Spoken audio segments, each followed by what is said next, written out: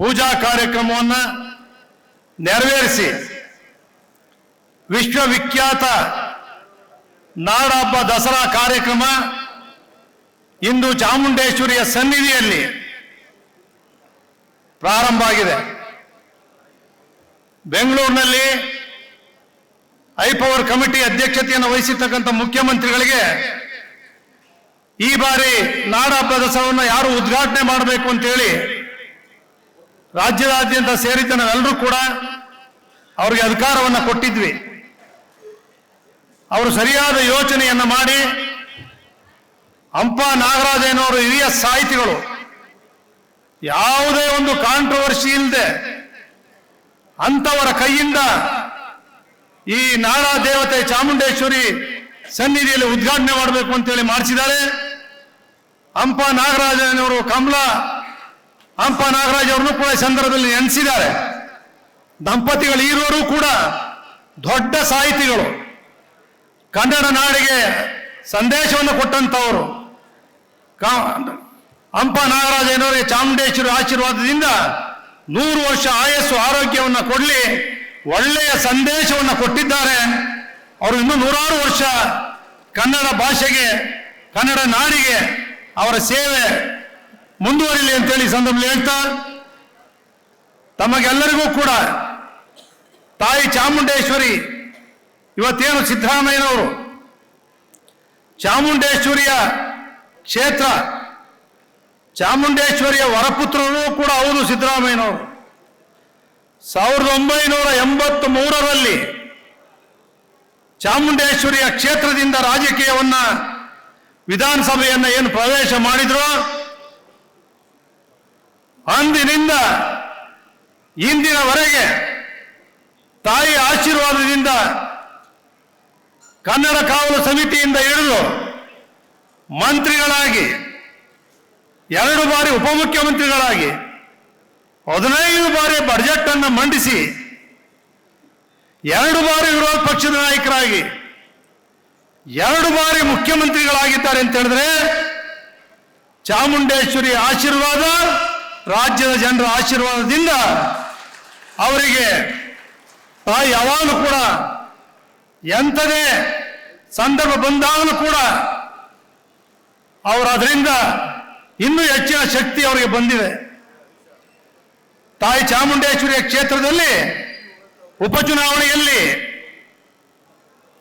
ಕುಮಾರಸ್ವಾಮಿ ಅವರು ಮುಖ್ಯಮಂತ್ರಿಗಳು ನಮ್ಮ ಪಕ್ಷ, ಯಡಿಯೂರಪ್ಪನವರು ಉಪಮುಖ್ಯಮಂತ್ರಿಗಳು ಬಿಜೆಪಿ ಪಕ್ಷ, ನಾವಿಬ್ರು ಸೇರಿ ಸೋಲಿಸಲೇಬೇಕು ಅಂತ ಭಾರಿ ಹೋರಾಟ ಮಾಡಿದ್ವಿ. ಸರ್ಕಾರ ಇತ್ತು, ಆದರೆ ಗೆದ್ರು. ಅಂದ್ರೆ ಅಂತ ಕಠಿಣ ಸಂದರ್ಭದಲ್ಲೂ ಕೂಡ ತಾಯಿ ಚಾಮುಂಡೇಶ್ವರಿ ಯಾವತ್ತೂ ಕೂಡ ಅವರ ಆಶೀರ್ವಾದ ಅವರಿಗೆ ನಿರಂತರವಾಗಿದೆ ಅನ್ನೋದಕ್ಕೆ ಇದೇ ಸಾಕ್ಷಿ. ಇವತ್ತು ಉಪಮುಖ್ಯಮಂತ್ರಿಗಳಾಗಿ ಡಿ.ಕೆ. ಶಿವಕುಮಾರ್ ಅವರು ಬಂದಿದ್ದಾರೆ, ಕಾಂಗ್ರೆಸ್ ಪಕ್ಷದ ಅಧ್ಯಕ್ಷ ಆಗಿದ್ದಾರೆ. ಅವರನ್ನ ಮರೆಯುವಂಗೆ ಇಲ್ಲ ನಾನು. ಯಾಕೆಂದ್ರೆ ನಾನು ಯಾವತ್ತೂ ಕೂಡ ಒಂದು ಸಣ್ಣ ಸಹಾಯ ಮಾಡೋದು ಕೂಡ ನೆನೆಸ್ತೀನಿ. ಎಸ್.ಎಂ. ಕೃಷ್ಣ ಅವರು ಮುಖ್ಯಮಂತ್ರಿಗಳಾಗಿದ್ದಾಗ ಅವರು ಸಹಕಾರ ಮಂತ್ರಿ ಇದ್ರು. ನಾವು ಜನತಾದಳ, ನಾವು ಸಿದ್ದರಾಮಯ್ಯನವರೆಲ್ಲ ಸಹಕಾರ ಒಮ್ಮತದ ಅಧ್ಯಕ್ಷನಾಗಿ ಜಿ.ಟಿ. ದೇವೇಗೌಡರನ್ನೇ ಮುಂದುವರಬೇಕು ಅಂತ ಮಾಡಿದರು.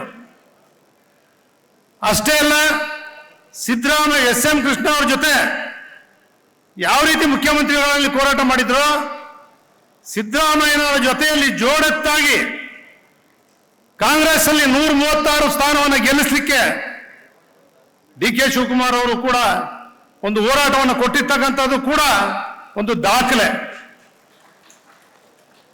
ಇನ್ನು ಉಸ್ತುವಾರಿ ಸಚಿವರಾಗಿದ್ದ ಮಾದೇವಪ್ಪನವರಂತೂ ಅದೃಷ್ಟವಂತರು. ಸಿದ್ದರಾಮಯ್ಯನವರು ಜೊತೆಲಿ ಯಾರು ಹೇಳ್ಕೊಂಡು ಹೋಗಲಿಲ್ಲ. ಮೊದಲನೇ ಸ್ಥಾನ ಹೇಳ್ಕೊಂಡು ಹೋದ್ರು ಬಹಳ ಜನನ.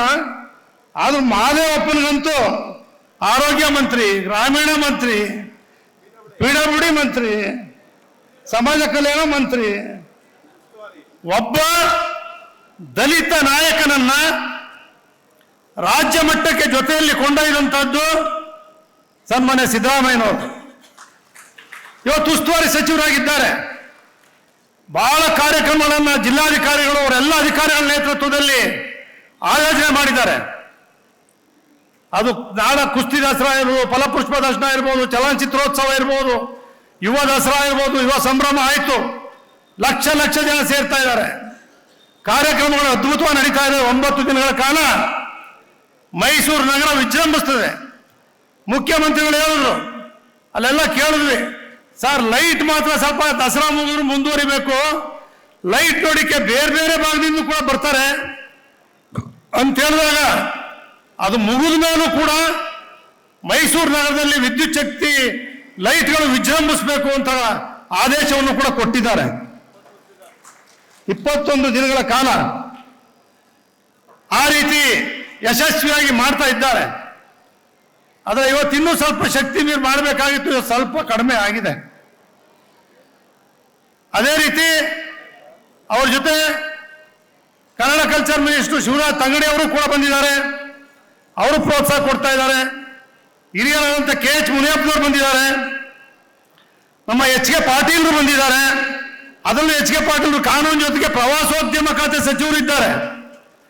ಮೈಸೂರು ಇರ್ತಕ್ಕಂಥ ಪ್ರವಾಸೋದ್ಯಮದ ಅವಕಾಶ ಮೈಸೂರಿನ ಅರಮನೆ ಇರ್ಬೋದು, KRS ಇರ್ಬೋದು, ನಾಗರೋಳ ಇರ್ಬೋದು, ಬಂಡೀಪುರ ಇರ್ಬೋದು, ನಿಮಗೆ ನಿಮ್ಮ ಸರ್ಕಾರದಲ್ಲಿ, ಸಿದ್ದರಾಮಯ್ಯನವರ ನೇತೃತ್ವದ ಸರ್ಕಾರದಲ್ಲಿ ಅಭಿವೃದ್ಧಿಯನ್ನು ಪಡಿಸ್ತಕ್ಕಂಥ ವಿಪುಲವಾದಂಥ ಅವಕಾಶಗಳಿದ್ದಾವೆ.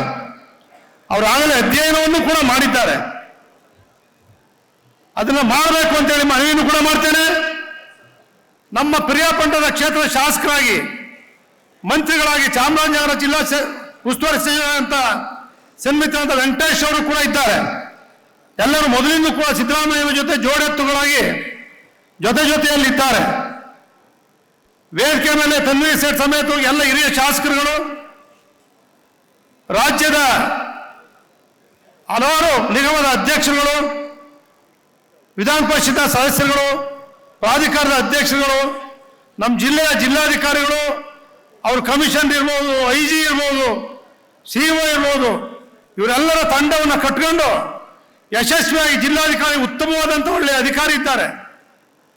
ನಗರ ಪಾಲಿಕೆಯನ್ನು ಅತ್ಯಂತ ಯಶಸ್ವಿಯಾಗಿ ಕೊಂಡೊಯ್ದಂಥವರು ಲಕ್ಷ್ಮೀಕಾಂತ್ ರೆಡ್ಡಿ ಅವರು. ಅಚ್ಚುಕಟ್ಟಾಗಿ ವ್ಯವಸ್ಥಿತವಾಗಿ ದಸರಾ ಕಾರ್ಯಕ್ರಮ ನಡೆಯುತ್ತೆ. ನಾಡಿನಾದ್ಯಂತ, ದೇಶದಾದ್ಯಂತ, ಪ್ರಪಂಚದಾದ್ಯಂತ ಜನ ಆಗಮಿಸೋರಿದ್ದಾರೆ.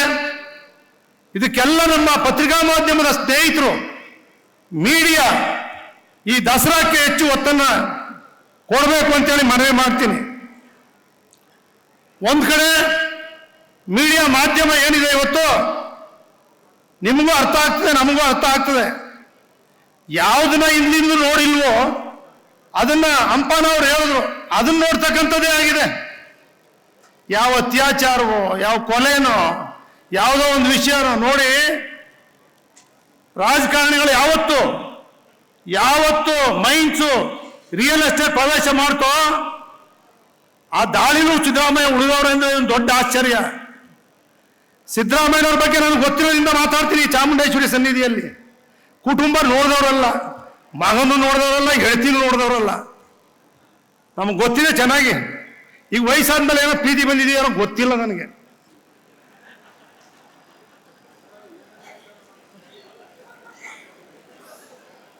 ಅವರು ಯಾರು ಒಳ್ಳೆ ಕೆಲಸ ಮಾಡಿದ್ದಾರೆ, ವೀರೇಂದ್ರ ಪಾಟೀಲ್ ಇರಲಿ, ಕೆಂಗಲ್ ಹನುಮಂತನ್ ಇರಲಿ, ಹೆಗ್ಡೆ ಇರಲಿ, ದೇವೇಗೌಡರು ಇರಲಿ, ಯಾರೇ SM ಕೃಷ್ಣವ್ರು ಇರಲಿ, ಒಳ್ಳೆ ಕೆಲಸಗಳನ್ನ ಏನ್ ಮಾಡಿಬಿಟ್ಟೋಗಿದ್ದಾರೆ ಸ್ಮರಣೆ ಮಾಡ್ತಾ ಇಲ್ಲ. ಎಲ್ಲ ಗಾಜಿನ ಮೇಲೆ ಕೂತಿದ್ದಾರೆ. FIR ಬಿತ್ತು ಅಂದ್ರೆ ಯಾರು ಇರುವಂಗೇ ಇಲ್ಲ. BJP ಅಶೋಕ್ ಅವರು ಇರುವಂಗಿಲ್ಲ, ಜನತಾದಳ ಇರುವಂಗಿಲ್ಲ, ಕಾಂಗ್ರೆಸ್ ಇರುವಂಗಿಲ್ಲ. FIR ಬಿದ್ದಟ್ಟಿಗೆ ರಾಜೀನಾಮೆ ಕೊಡಬೇಕು ಅಂದ್ರೆ ಸಿದ್ದರಾಮಯ್ಯನವರ ಅನಿರೀಕ್ಷಿತ ಘಟನೆ, ಆಕಸ್ಮಿಕ ಘಟನೆ, ಇದನ್ನ ರಾಜ್ಯಪಾಲರು ಇನ್ವೆಸ್ಟಿಗೇಷನ್ ಮಾಡಿ ಅಂತ ಹೇಳಿದ್ರು. ಜಸ್ಟಿಸ್ ಹೇಳಿದ್ರು, ರಾಜ್ಯಪಾಲರು ಹೇಳಿದ್ರೆ ಸರಿಯಾಗಿದೆ ಅಂತೇಳಿ. ಇನ್ವೆಸ್ಟಿಗೇಷನ್ ಮಾಡಿದ್ರೆ ಯಾವ್ದಾದ್ರು ಕಾನೂನಲ್ಲಿ ಇವ್ ಜೈಲು ಹಾಕು ಅಂತ ಹೇಳಿದ್ಯಾ, ಇಲ್ಲ ರಾಜೀನಾಮೆ ಕೊಡು ಅಂತ ಹೇಳಿದ್ಯಾ, ಇಲ್ಲ ಯಾರು ರಾಜೀನಾಮೆ ಕೊಡು ಅಂತ ಹೇಳಿದ್ಯಾ ಕೋರ್ಟು, ಇಲ್ಲ ರಾಜ್ಯಪಾಲರು ಹೇಳಿದಾರ, ಇಲ್ಲ ಜೈಲು ಯಾಕೆ ಅಂತ ಹೇಳಿದಾರೆ. ಬೇರೆ ಕೆಲಸಗಳು ಮಾಡ್ಲಿಕ್ಕೆ, ಅಭಿವೃದ್ಧಿ ಕೆಲಸಗಳು ಈ ರಾಷ್ಟ್ರ ಕೇಂದ್ರ ರಾಜ್ಯದವ್ರಿಗೆ ಮಂತ್ರಿಗಳಾದ್ಮೇಲೆ ಈ ರಾಜ್ಯದ ನಾಡಿನಲ್ಲಿ ಗೌರವಯುತವಾದ ನಮ್ಗೆ ಎಷ್ಟು ಗೌರವ ಇದೆ, ಎಷ್ಟು ಜವಾಬ್ದಾರಿ ಇದೆ ಅನ್ನೋದನ್ನೇ ಅರ್ಥಗಳದೆ ಈ ರೀತಿ ಪ್ರತಿನಿತ್ಯ ಅವ್ರ ಒಳ್ಳೆ ಕೆಲಸಗಳನ್ನೆಲ್ಲ ಬದಿಗೊತ್ತಿ ಮಾಡ್ಬಿಟ್ಟಿದ್ದಾರೆ. ರಾಜೀನಾಮೆ ಕೊಟ್ಬಿಡಿ, ರಾಜೀನಾಮೆಯ ಕುಮಾರಸ್ವಾಮಿ 2 ಲಕ್ಷ ಕೋಟಿಗಿಂತ ಕೊಡ್ತಾರ, ಕೊಡಕ್ಕಾಗದ ಕೊಡಿ ಅಂತಾರೆ. ಸಿದ್ದರಾಮಯ್ಯ 136 ಜನ ಡಿಕೆ ಗೆದ್ದಿದ್ದಾರೆ. ಆ ರಾಜೀನಾಮೆ ಕೊಟ್ಬಿಡಿ ರಾಜೀನಾಮೆ ಕೊಡ್ಬೇಕಾ? ತೋರ್ಸ್ಬಿಡಪ್ಪ ಯಾವ ಕಾನೂನು ನೋಡುವ, ಅದ್ಯಾವ ಕಾನೂನು ರಾಜೀನಾಮೆ ಕೊಡು ಅಂತ ಹೇಳದೆ, ಯಾವ ಕಾನೂನು ಜೈಲಿಗೆ ಹಾಕಿದೆ ಅಂತ ಹೇಳಿದೆ ತೋರಿಸ್ರಿ. ರಾಜ್ಯದಲ್ಲಿ ಏನು ನೋಡ್ಬೇಕಾಗಿದೆ? ರಾಜ್ಯ ಏನೋ ಜನ, ಕರ್ನಾಟಕ ಭಾರತ ದೇಶಕ್ಕೆ ಮಾದರಿ ರಾಜ್ಯ ಇಂಥದ್ದೆಲ್ಲ ನೋಡಿಲ್ಲ. ಮಹಾನ್ ಪುರುಷರಿದ್ರು, ಆದರ್ಶ ವ್ಯಕ್ತಿಗಳಿದ್ರು. ಕಾಂಗ್ರೆಸ್ ಅನ್ನು ಮೈಸೂರಿನವರೇ ಕಟ್ಟವ್ರೆ, ದಳನೂ ಇಲ್ಲಿಂದಲೇ ಹುಟ್ಟಿದೆ. ನೀವೆಲ್ಲರೂ ಕೂಡ ಜನಗಳ ಸೇವೆ ಮಾಡೋದು ಬಿಟ್ಬಿಟ್ಟು ಕೆಲಸ ಮಾಡೋಕ್ಕಾಗದೆ ಅವ್ರ ಮೇಲೆ ದಿನಕ್ಕೆ 3 ಪ್ರೆಸ್ಸು ಟಿವಿ ಪುಣ್ಯಾತ್ಮರೆ ನಿಮಗೆ ಕೈ ಮುಗಿಬೇಕು, ದೊಡ್ಡ ಸಲಾಮ್ ಹೊಡಿಬೇಕು. ಒಂದು ಅತ್ಯಾಚಾರ 1 ತಿಂಗಳು ಓಡ್ತದೆ, ಒಂದು ಕೊಲೆ ಕೇಸ್ ಆದ್ಮೇಲೆ 3 ತಿಂಗಳು ಓಡ್ತದೆ. ಇದು ಯಾವ FIR ಆಗಿದೆ ಅಂದ್ರೆ ಅದೊಂದು 3 ತಿಂಗಳು ಓಡ್ತದೆ. ಮಾಧ್ಯಮ ನಿಮ್ಮನ್ನ ಯಾರು ನೋಡ್ಬೇಕಪ್ಪ? ಏನ್ ನೋಡ್ಬೇಕು? ಯುವಕರಿಗೆ ಏನ್ ಆದರ್ಶ ಕೊಡ್ತೀರಿ? ಯುವಕರಿಗೆ ಏನ್ ಹೇಳ್ತೀರಿ? ನಿಮ್ಮ ಮನೇಲಿ ಇರ್ತಕ್ಕಂಥ ಮಕ್ಕಳಿಗೆ ಏನ್ ಪಾಠ ಹೇಳ್ತೀರಿ? ಅವ್ರು ಹೆಂಗ್ ಕಲಿಬೇಕು, ಹೆಂಗ್ ನಾಯಕತ್ವ ಬರಬೇಕು? ಇವ್ರು ಒಳ್ಳೊಳ್ಳೆ ಕೆಲಸಗಳನ್ನ ಹೇಳ್ಬೇಕಲ್ವ, ನಾಯಕತ್ವ ಬರಬೇಕು ಅಂತ ಹೇಳಿದ್ರೆ. ತಾಯಿ ಚಾಮುಂಡೇಶ್ವರಿ ನಿಮ್ಗೆ ಒಳ್ಳೇದನ್ನ ಮಾಡ್ಲಪ್ಪ. ಇನ್ಮೇಲಾದ್ರೂ ಕರ್ನಾಟಕ ರಾಜ್ಯ ಉಳಿಸಿ. ನಮ್ಮ ಸಿದ್ದರಾಮಯ್ಯನವರು DK ಅವರೆಲ್ಲ 5 ಗ್ಯಾರಂಟಿ ನಿಜ ಮಾಡ್ತಾ ಇದ್ದೀರಿ, ಮಾಡಿ. ವಿಧಾನಸೌಧದಲ್ಲೇ ಹೇಳಿದೆ ನಾನು, ಸಿದ್ದರಾಮಯ್ಯನವರೇ ಮಹಿಳೆಯರಿಗೆ ಫ್ರೀ ಬಸ್ ಮಾಡಿದ್ರಿ, ಎಲ್ಲಾ ದೇವಾಲಯಕ್ಕೆ ಹೋಯ್ತಾರೆ, ಅವ್ರ ಆಶೀರ್ವಾದ ನಿಮ್ಗೆ ಇರುತ್ತೆ ಅಂತ ವಿಧಾನಸೌಧದಲ್ಲಿ ಹೇಳಿದ್ದೀನಿ. ಇಲ್ಲಿ ಹೇಳ್ತಾ ಇಲ್ಲ. ಶ್ರೀನಿವಾಸ ಪ್ರಸಾದ್ ಅವ್ರ ಮುಂದೆ ಇಲ್ಲೇ ಕಲಾಮಂದಿರದಲ್ಲಿ ಅಕ್ಕಿ ಉದ್ಘಾಟನೆ ಮಾಡಿದಾಗ ಅನ್ನಭಾಗ್ಯ ಸಿದ್ದರಾಮಯ್ಯವ್ರಿಗೆ ಇತ್ತು, ಕೊಟ್ಟವ್ರೆ ಅಂತ ಅವತ್ತು ನೇರವಾಗಿ ಹೇಳಿದ್ದೀನಿ. ದಳದ ಶಾಸಕನಾಗಿ ನಾನೇನು ಬೆಚ್ಚಿಸ್ಕೊಳ್ಳೋಕೆ ಕೇಳ್ತಾ ಇಲ್ಲ ಅವ್ರನ್ನ. ಯಾವತ್ತು ಸಿದ್ದರಾಮಯ್ಯ ಒಂದು ದಿನ ಮುಖ್ಯಮಂತ್ರಿಗೆ ಒಂದು ಲೆಟರ್ ಕೊಟ್ಟಿಲ್ಲ, ಒಂದು ಕೆಲಸ ಮಾಡಿಸಿಲ್ಲ. ಆ ವೈಯಕ್ತಿಕವಾಗಿ ಆಗಲಿ ಸರ್ಕಾರದ್ದೇ ಆಗಲಿ ಒಂದಿನ ಮಾಡಿಸಿಲ್ಲ. ಸನ್ನಿಧಿಯಲ್ಲಿ ಹೇಳ್ತಾ ಇದ್ದೀನಿ, ಚಾಮುಂಡೇಶ್ವರಿ ಸನ್ನಿಧಿಯಲ್ಲಿ. ಆದರೆ ಈ ರಾಜ್ಯದಲ್ಲಿ ಸೇವೆ ಮಾಡ್ತಕ್ಕಂಥ ಸ್ಥಿತಿಯನ್ನು ಅಧೋಗತಿಗೆ ಕಲುಷಿತವಾಗಿರ್ತಕ್ಕಂಥ ಪ್ರಜಾಪ್ರಭುತ್ವ ವ್ಯವಸ್ಥೆನ ಉಳಿಸೋರು ಯಾರು? ರಾಜೀನಾಮೆ ಕೊಡಿ, ಎಲ್ಲ ನಿಂತ್ಕೊಳ್ಳಿ. ಎಲ್ಲರೂ ವಿಧಾನಸೌಧ ಮುಂದೆ ಯಾರ್ಯಾರಿಗೆ FIR ಆಗಿದೆ ಎಲ್ಲರೂ ಕೊಡಿ, ಎಲ್ಲರೂ ತಾಕತ್ತಿದ್ರೆ. ಏನ್ರಿ ಅದ್ ಬಿಟ್ಟು ಕಾನೂನು ಪ್ರಕಾರ ಏನ್ ಬರುತ್ತೆ? ನ್ಯಾಯಾಲಯ ಇದೆ, ತೀರ್ಪುಗಳು ಕೊಡ್ತವೆ, ಅದ್ರ ಪ್ರಕಾರ ಎಲ್ಲರೂ ಗೌರವ ಕೊಡ್ಬೇಕು, ನಡೀತಾರೆ. ಅಭಿವೃದ್ಧಿ ಮಾಡಿ ಕೇಂದ್ರದಿಂದ ಏನ್ ತರಬೇಕು, ರಾಜ್ಯದಿಂದ ಏನ್ ಮಾಡಬೇಕು, ಉಪಮುಖ್ಯಮಂತ್ರಿಗಳು, ಮುಖ್ಯಮಂತ್ರಿಗಳು, ಸರ್ಕಾರ ಎಲ್ಲ ಇದ್ದೀರಿ. ಸಿದ್ದರಾಮಯ್ಯ ಮನವಿ ಮಾಡ್ತೀನಿ, ಒಂದು ಮಾಸ್ಟರ್ ಪ್ಲಾನ್ ಮಾಡಿಸಿ ಮೈಸೂರು ನೀವು ಕಂಡಂತೆ ಅಷ್ಟು ಅಭಿವೃದ್ಧಿ ಕಂಡಿಲ್ಲ. ಪ್ರವಾಸೋದ್ಯಮಕ್ಕೆ ಮಾಡಿ ಒಂದು ಮಾಸ್ಟರ್ ಪ್ಲಾನ್ ಮಾಡಿ, ಒಂದು ಜಿಲ್ಲಾಧಿಕಾರಿಗಳ ಅಧಿಕಾರ ನೇತೃತ್ವದಲ್ಲಿ ಅಥವಾ ಹಿರಿಯರ ಒಂದು ಸಮಿತಿ ಮಾಡಿ. ನಿಮ್ಮ ಕಾಲದಲ್ಲಿ ಈ ಕ್ಷೇತ್ರ ಮೈಸೂರು ಮಹಾರಾಜರ ಹೆಸರು ಶಾಶ್ವತ ಉಳಿದಿದೆ, ಇನ್ನೂ 3 ತಲೆಮಾರಿ ಇರ್ತದೆ. ನಿಮ್ಮ ಹೆಸರು ಇಷ್ಟು ವರ್ಷ ಆಳಿದಿರಿ. ಮೈಸೂರು ಉಳಿಬೇಕು, ಮಾಸ್ಟರ್ ಪ್ಲಾನ್ ಮಾಡಬೇಕು, ಅಭಿವೃದ್ಧಿ ಪಡಿಸ್ಬೇಕು. ಜನ ಕೊಡಬಾರ್ದು, ನೀರಿಲ್ಲ ಅಂತೇಳಿ, UGD ಸಮಸ್ಯೆ, ರಸ್ತೆ ಇಲ್ಲ ಅಂತೇಳಿ, ಉದ್ಯಾನವನಿ ನಗರ ಇದು ಉಳಿಬೇಕು. ಅದು ಉಳಿಸೋ ಜವಾಬ್ದಾರಿ ನಿಮ್ಮ ಮೇಲಿದೆ, ಅದು ಮಾಡಿಕೊಡ್ಬೇಕು ಅಂತೇಳಿ ಚಾಮುಂಡೇಶ್ವರಿ ಸನ್ನಿಧಿಯಲ್ಲಿ ಪ್ರಾರ್ಥನೆ ಮಾಡ್ತಾ ನಮಸ್ಕರಿಸಿ ನಾನು ಮಾತು ಮುಗಿಸ್ತೇನೆ. ತಪ್ಪಾಗಿ ಮಾತಾಡಿದ್ರೆ ಕ್ಷಮಿಸ್ಬೇಕು ಅಂತೇಳಿ ಮನವಿ ಮಾಡ್ತೀನಿ.